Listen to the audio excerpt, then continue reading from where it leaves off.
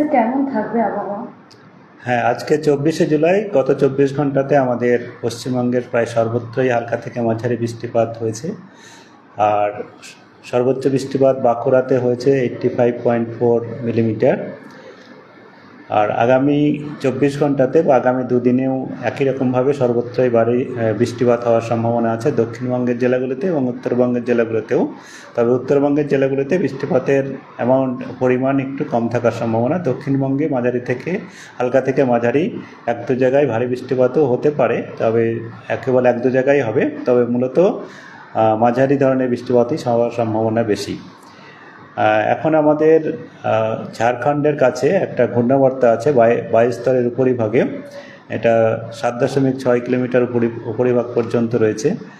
এর প্রভাবে আর নিম্নচাপ রেখাও মৌসুমী নিম্নচাপ রেখাও আমাদের পশ্চিমবঙ্গের উপর দিয়ে যাচ্ছে। তাই এর প্রভাবেই আগামী দুদিনে দক্ষিণবঙ্গের সর্বত্রই হালকা থেকে মাঝারি বৃষ্টিপাত হওয়ার সম্ভাবনা থাকছে। তারপরেও বৃষ্টিপাত কন্টিনিউ করবে, তারপরেও অনেক জায়গাতেই হালকা থেকে মাঝারি বৃষ্টিপাত থাকবে।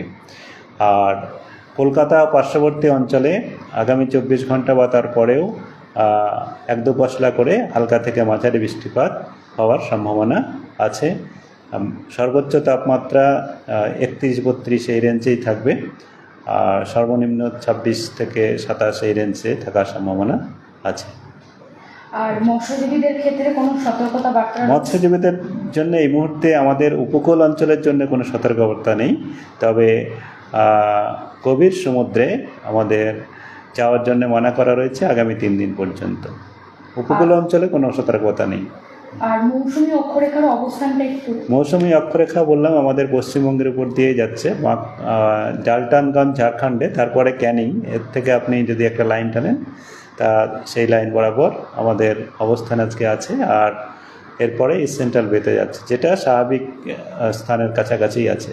আগামী কয়েকদিনেও মৌসুমী অক্ষরেখা স্বাভাবিকের কাছাকাছি অবস্থানে থাকার সম্ভাবনা আছে।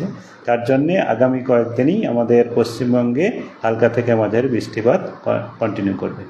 আরেকটা বিষয় স্যার, দেখা যাচ্ছে বর্ষাকাল হলেও যে জলীয় বাষ্পের পরিমাণ বেশি থাকার জন্য আর্দ্রতাজনিত অস্বস্তিতে ভুগতে হচ্ছে সাধারণ মানুষকে কলকাতার ক্ষেত্রে। তাই এটা কি বেশ কয়েকদিন জারি থাকবে? হ্যাঁ, এটা এখন যেমন আছে আমাদের, কারণ হচ্ছে এই সময়ে স্বাভাবিকভাবেই এরকমই থাকে। বৃষ্টি যখন হয় তখন আরামদায়ক থাকে, তারপরে একটু বৃষ্টি যখন কম থাকে তখন মেঘাচ্ছন্ন আকাশের জন্য আর্দ্রতা বেশি থাকে। তা সেটা আমার মনে হয় না খুব বেশি, এটা থাকবে আর কি। কারণ হচ্ছে এই সময়ে মেঘাচ্ছন্ন আকাশের জন্য আর্দ্রতা বেশি থাকে।